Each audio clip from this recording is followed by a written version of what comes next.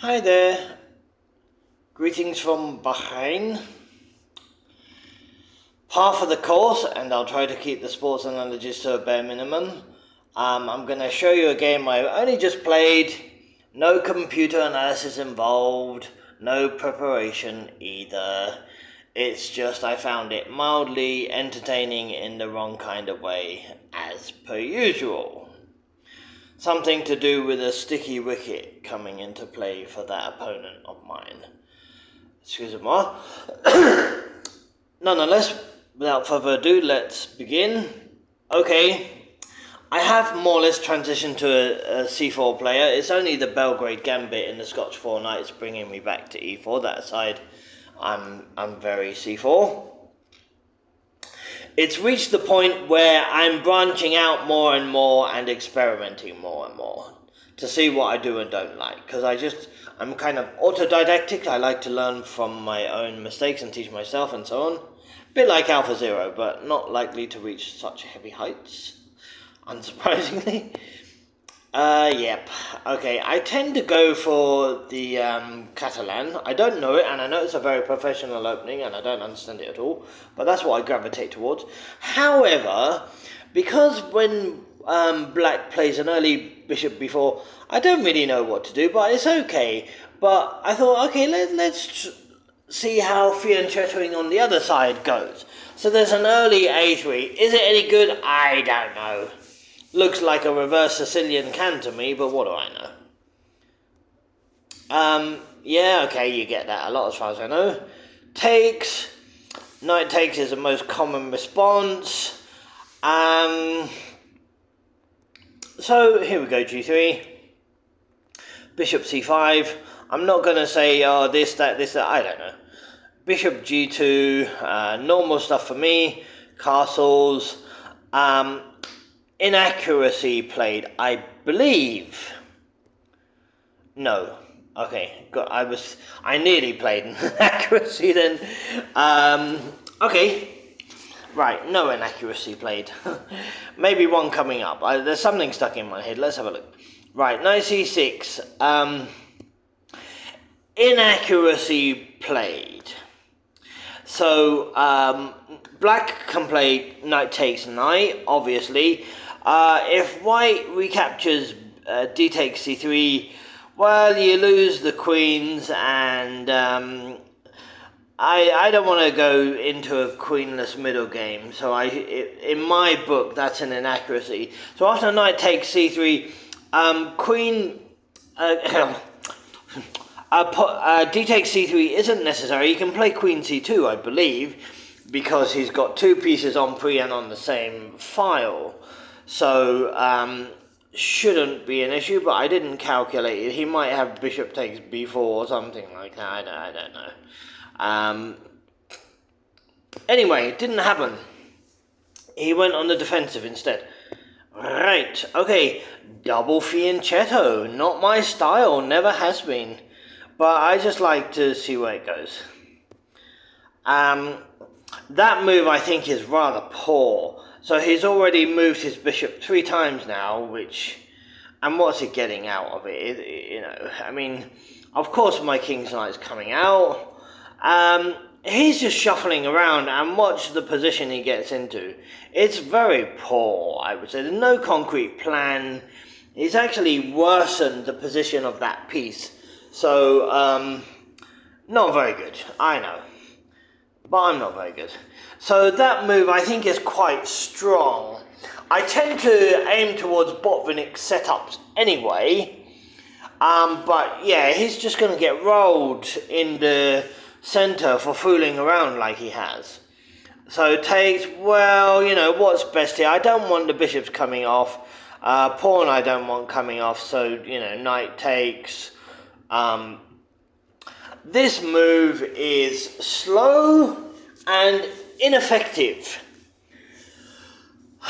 Right. So, f4. So here, I think he can play bishop b7, but I might be wrong, because I'm obviously threatening e5 to trap the bishop. So, bishop b7, e5, bishop takes G2, Mark, come on, wake up. Look, see what I mean? No preparation. You just recapture and the bishop's still trapped. Okay, let's scrap all that. Right. Yes. Okay, understandable, of course. But the problem is, it just gives me targets. You know, he's going to get rolled on the king side. It's quite obvious. Right, okay, so I just played that impulsively. I don't know if it fits the position, if it's my best move, or anything. I just played it. Because it looks kind of nice now, doesn't it? Nice spatial advantage. Right, okay, so, yeah, okay, so, understandable, but I saw it coming, and obviously I had knight e4 prepared. He can take my knight off if he wants and leave me with the bishop pair and a massive spatial advantage. I don't think it'd be too difficult to force that home, but didn't look into it. A5 coming, okay, this is a positional error and quite a big one. It gives me far too much easy play. I initially thought b5, but it doesn't really do very much. Positionally it's okay, but it doesn't do that much. But, you know, all he's doing is allowing me to weaken his pawns, which I do. So let's attack them. And to defend them, it makes his position a little stretched. So he does it the wrong way, he can't do it like that. C6 was better, but that's coming a bit later. Let's play on both sides of the board and push him back. I might want to play something like h5, g4, g5. Not sure yet. Yes, I have to admit, I can't really comment on this move. I don't really understand it. Having thought about it, wouldn't he want to play something like rook c8, c5? But, whatever. Anyway, so yeah, rook e1 is possible, rook f3 is possible, rook f2, possibly knight h5, knight g5, bishop e4, rook h2 kind of stuff coming, that kind of thing. So he's not doing anything, you know, it's all discoordinated, not really going anywhere. Anyone who's got any experience of competitive chess at a reasonably high level, like myself, can tell you he's not going anywhere, he's not got any kind of plan, his position's just getting gradually worse and weakened. So let's attack the targets he's created. He's got no counterplay, nothing at all. Yeah, tricky for him to hold on a bit, I think. Well, I mean, that's just downright poor. So, pawn, thank you very much. Queen doesn't have many squares to go to. Obviously, queen d5 wouldn't be very good due to knight f6 check. And I'll have that queen, thank you very much. So, he's only really got 2 squares.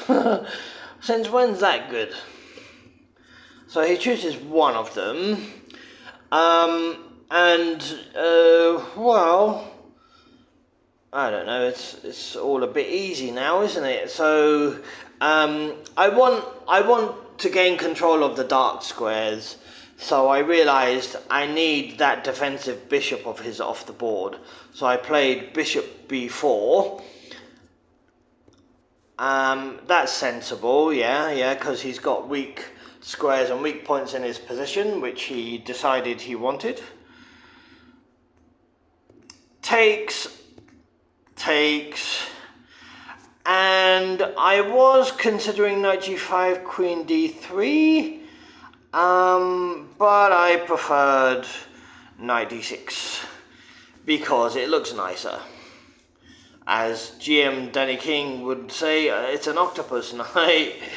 An